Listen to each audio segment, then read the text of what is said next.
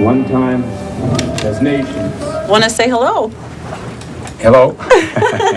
Well, I'm going to let you introduce yourself. Oh, well, that's John Trudell. Tell me a little bit about this song we're getting ready to play. I wrote this particular song. It's called Cry Your Tears. And I wrote it in relationship to the September 11th thing in 2001. Oh, okay. Yeah. So we're going to take a listen, and then we'll come back right after that. All right. Well, it's a long listen. Okay.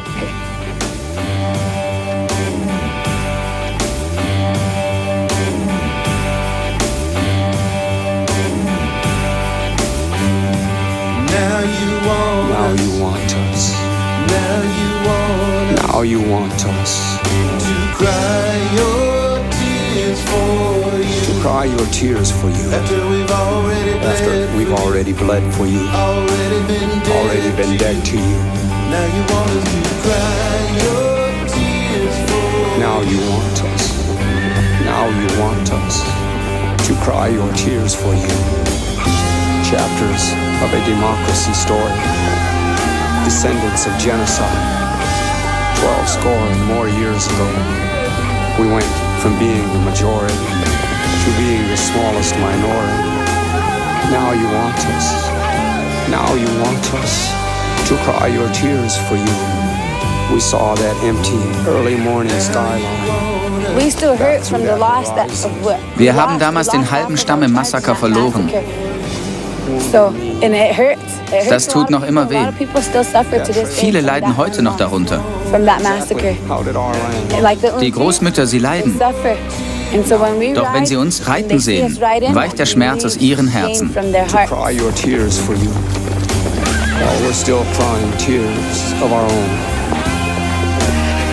With your past as your future, that industrial ruling class, using religion as a weapon, distilling love into hate, pointing fingers and name-calling evil, sacrificing lives and blood, making the innocent the new virgins, offerings to the gods of light. Now you want us. Now you want us. To cry your tears for you. Already been dead to you. Now you want us to cry your tears for. Yeah, no, I mean, that was my first response to when all that happened. I thought, well, now you know what it feels like. I mean, really, not to minimize what happened to anybody, but that was the first thought in my mind. Well, now maybe you know what it feels like, you know. What is that? I mean, how do you feel about that, with Wounded Knee and, driving here and being here? Well, I always like coming here. I actually, because I come here at least once a year, maybe a couple of times a year, I wander through Pine Ridge, doing different things with my All Tribes work. So it's always a treat to me. Well, make sure you keep in touch with us. No, I will. The door's always open. Yeah. Feel free to come anytime. Yeah, I will. All right. And thanks for having me on. No problem. And thank you very much for sharing that with us. And we'll visit some more, okay? All right. All right. Okay.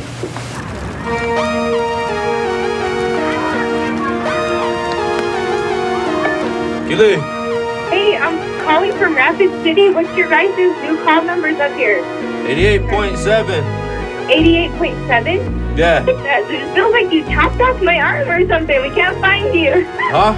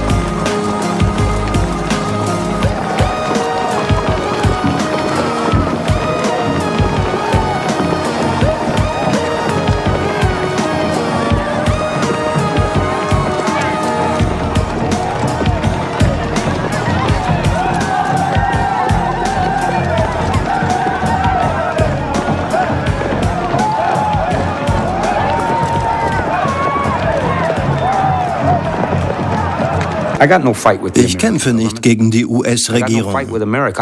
Ich lehne zwar 99,9% von dem ab, was sie sagt und tut, und werde das immer sagen, so gut ich kann.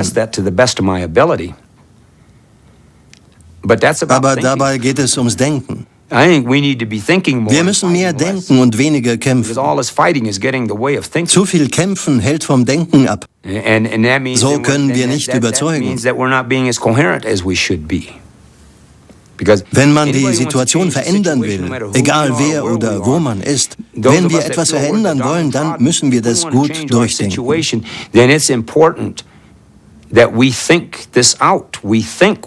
müssen unseren Verstand einsetzen. In Wirklichkeit ist dies ein Kampf des Geistes.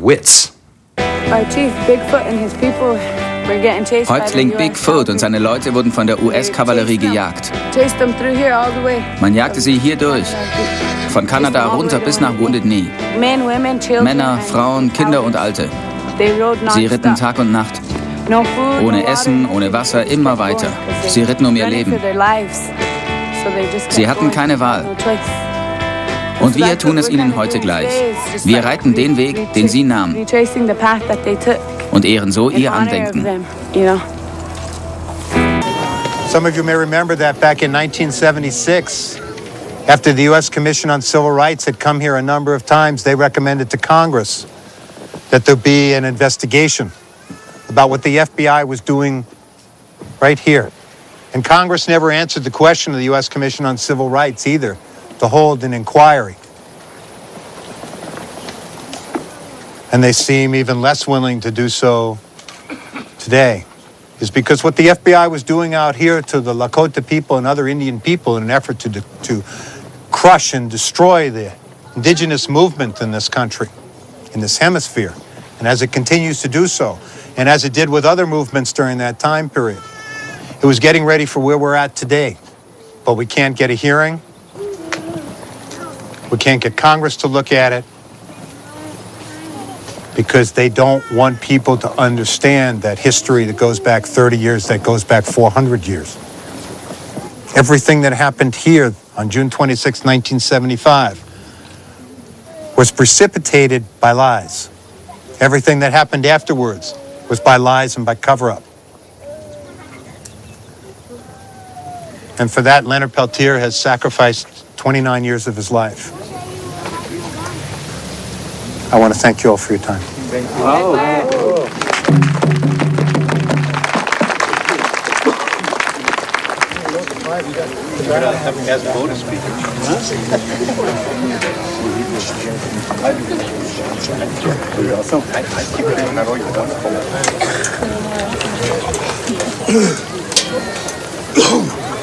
I'm going to ask you to turn off your recording equipment, cameras, everything. Have some respect here.